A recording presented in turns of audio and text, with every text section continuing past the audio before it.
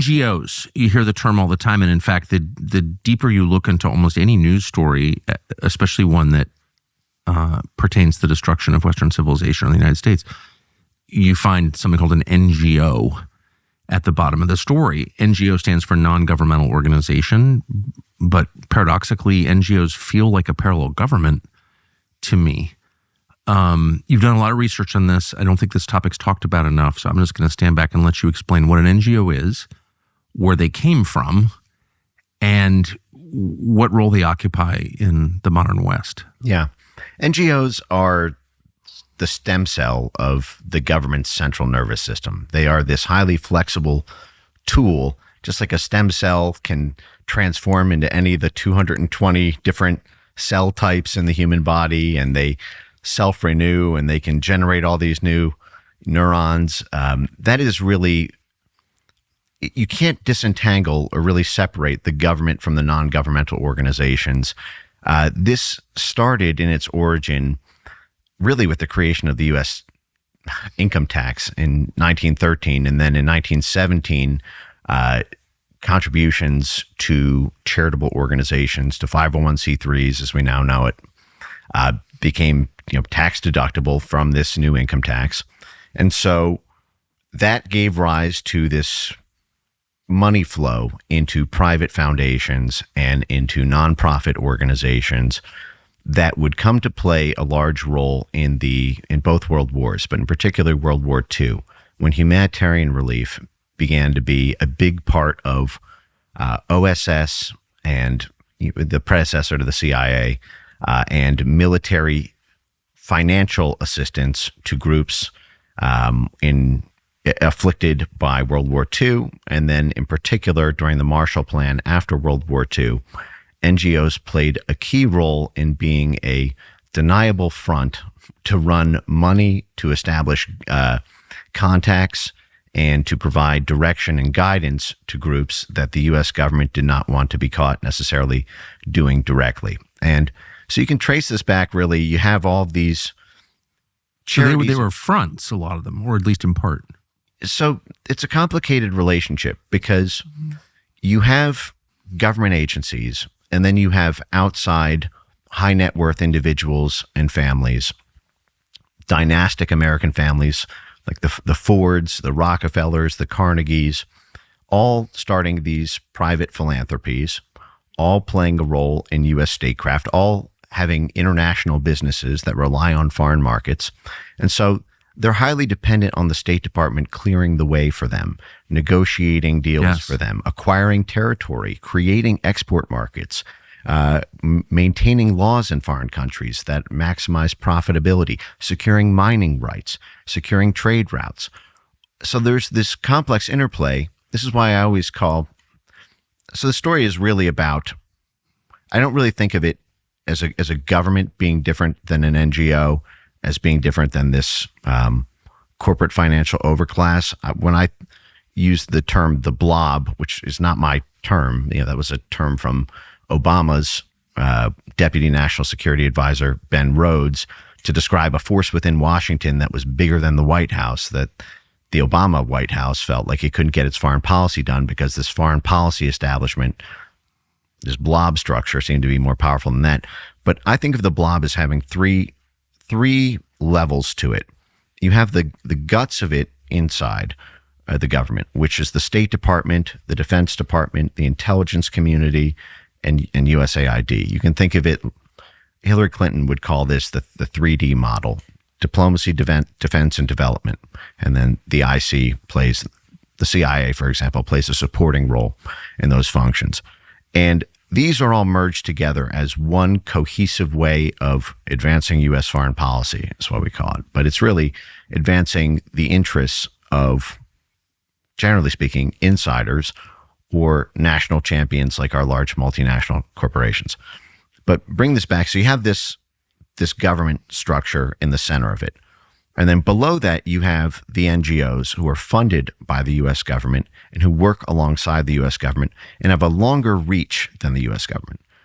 The State Department can't just walk into certain conflict zones and talk to the indigenous community and get honest answers or tell them what to do without being on the record saying something they might not want attributed to them. The NGOs can go in and do that. Boy, you've heard a lot of complaining in the last couple of weeks since Donald Trump announced his new import tariffs on foreign-made things. A lot of people don't like it, but the companies who make American products in America with American materials, they're pretty happy because they're not affected by this. They've been doing the right thing since the beginning. They're not paying tariffs because, again, they're making American products for Americans.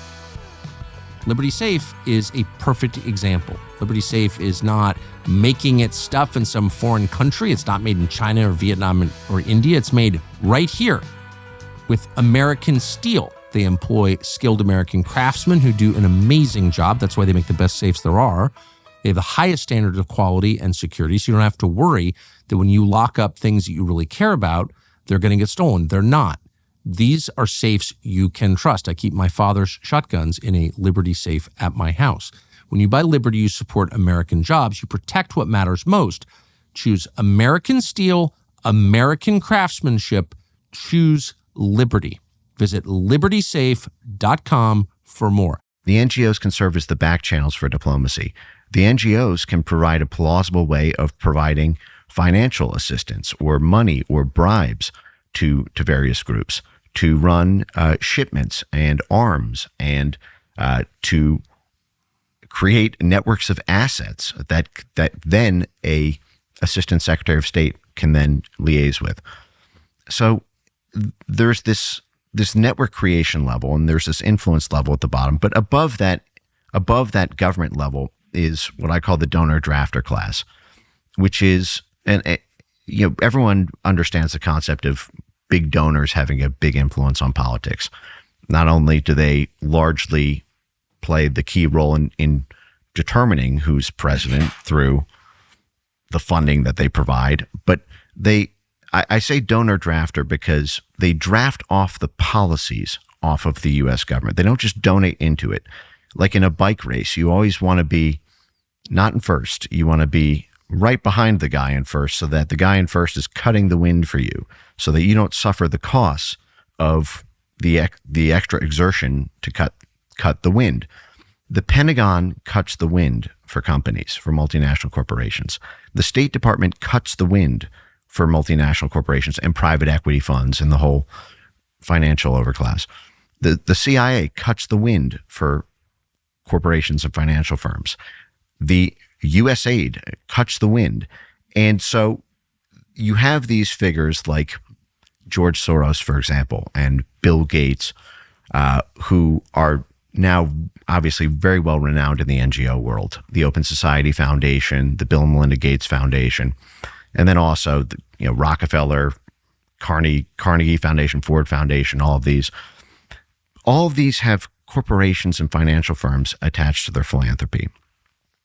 And when they will receive funding from the U.S. government, from USAID, or their portfolio assets will, or their portfolio NGOs or companies will, but they will also donate into it. And I bring this up because oftentimes they are paid by the government, but oftentimes they're actually paying into a government project that advances some other interest.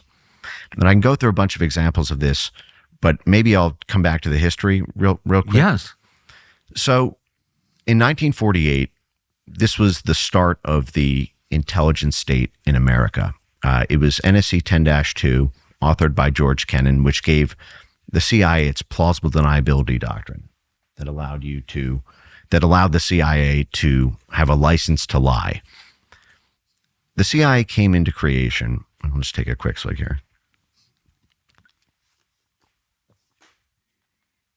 The CIA was created because the State Department wanted dirty deeds done without being attributed to the State Department.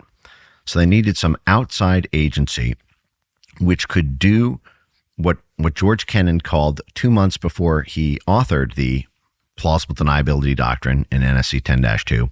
He called this the inauguration of organized political warfare.